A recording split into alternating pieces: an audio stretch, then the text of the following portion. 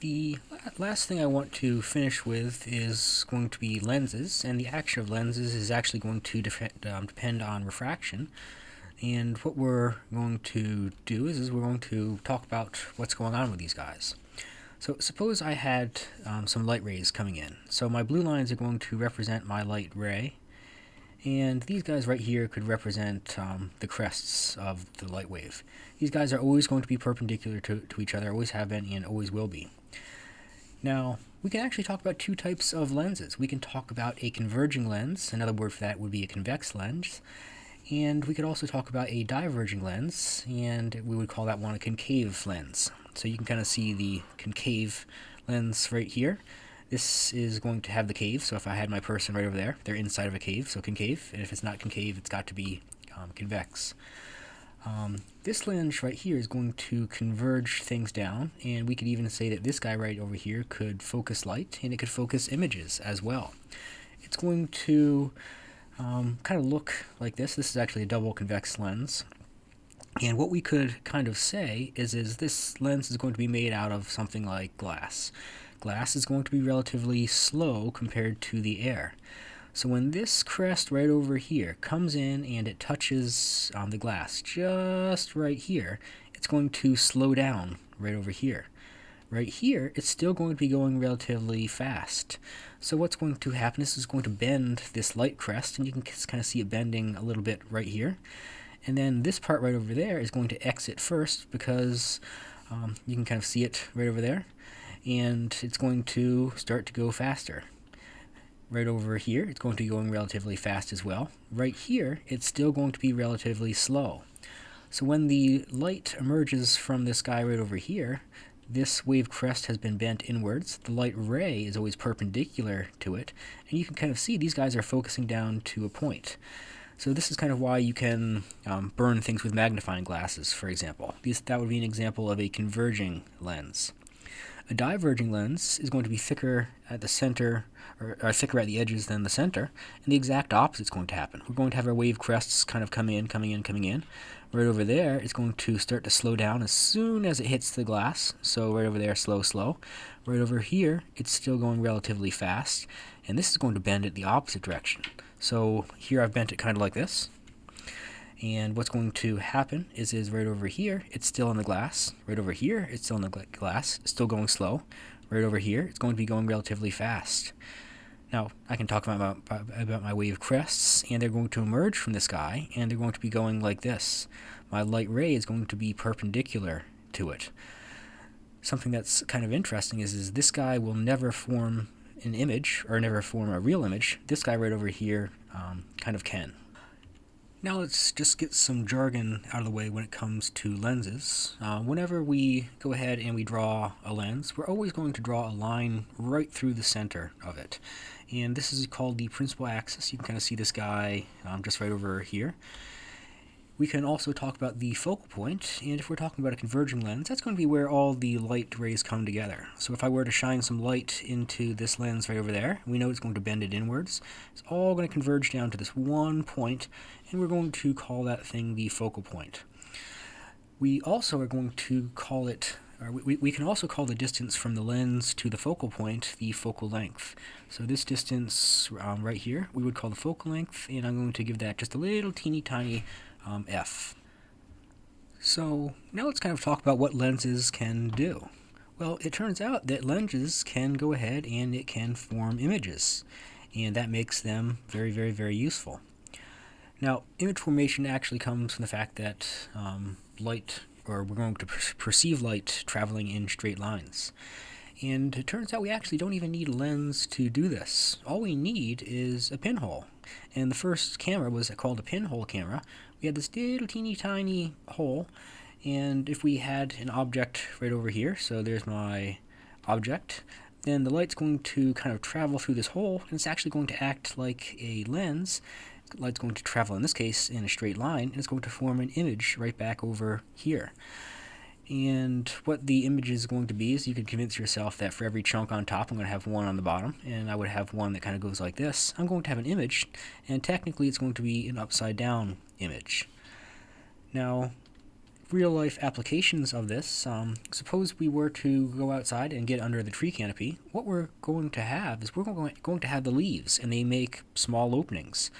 When you look at a sidewalk, what you're going to see is you're going to see kind of a dappled sidewalk, and what we're seeing is we're seeing little teeny tiny pinhole images of the sun.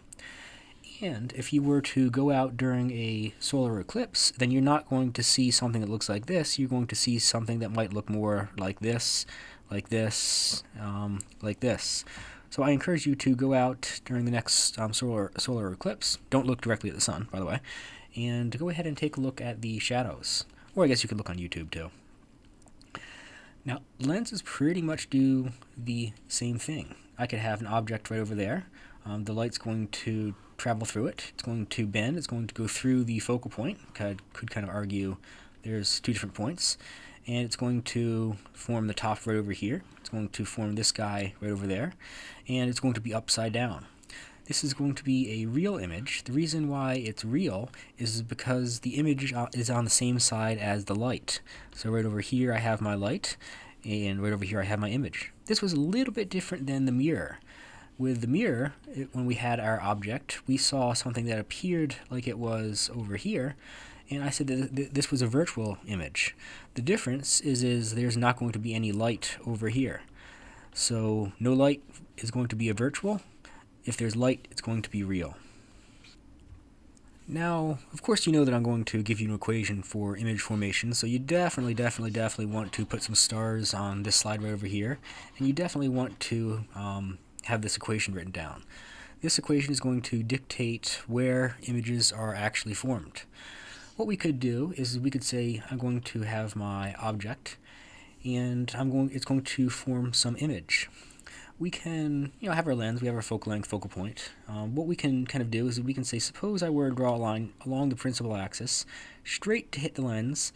It's going to go down through the focal point, so it's going to go kind of like this right over here.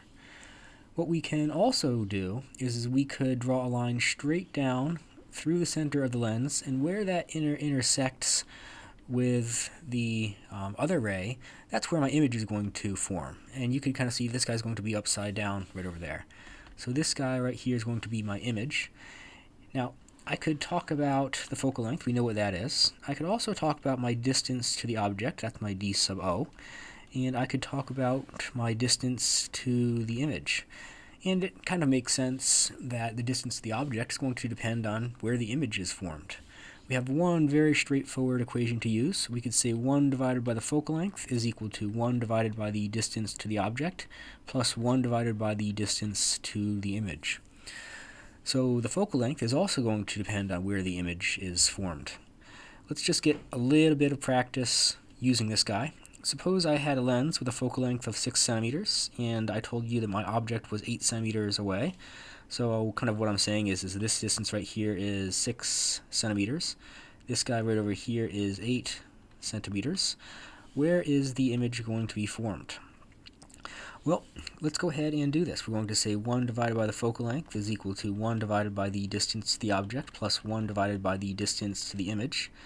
And this guy is going to be 1 divided by my 6 centimeters minus 1 divided by my 8 centimeters is equal to 1 divided by my distance to the image. Kind of what I did right here is I subtracted this from both sides, and I kind of moved it right here, as you see right here. You type this into your calculator, and you're going to get 1 divided by the distance to the image is equal to 0.0416 repeating. Please don't forget to flip this thing back over. We need to take the inverse of this number in order to get this number.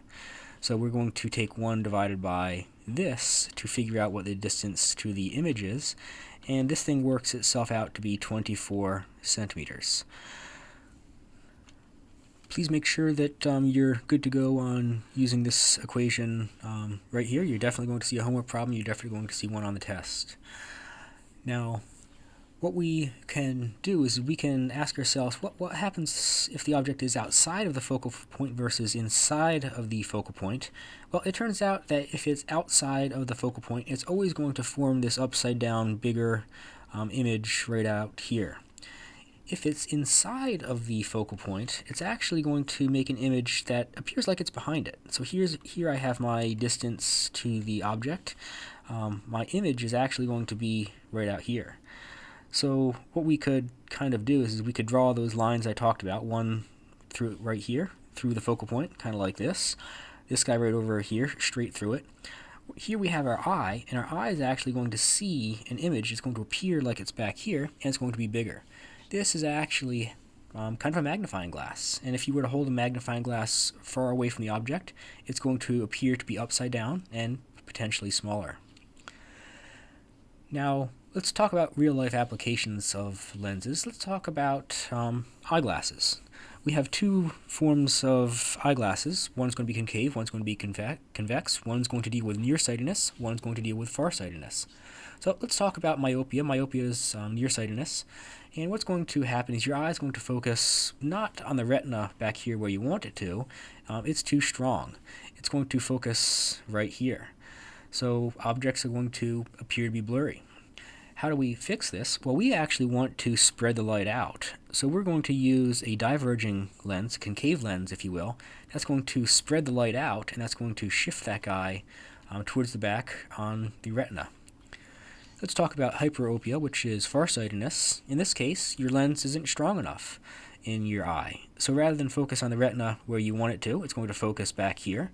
So we're going to use a convex lens, a converging lens, and that's going to help the focus appear to be right here, and then you can see better. As I kind of said, what we do for myopia is we use a diverging lens. See this guy right over there? It's going to diverge it, focus just right over here. Hyperopia, farsightedness, all we need to do is we need to make our lens a little bit stronger, so we tack one in right over here. We put in a converging lens, and what it's going to do is it's going to allow it to focus right over there, and lo and behold, we can see. Now, it does turn out when it comes to lenses, you get what you pay for, and we can talk about lens defects. And if this surface is not perfectly smooth, I'm going to kind of exaggerate it a little bit, then it's not going to speed up and slow down these wave fronts evenly, and we could get a focus that's not clear. Rather than focus, say, right here, I might get a range of focuses because this surface is kind of bumpy. We actually call this an aberration, and it's actually really difficult if this lens right here was in your eyes. Really quickly, a check your neighbor type of question. What makes lenses work? It's going to be refraction. There's not a whole lot of reflection going on with lenses.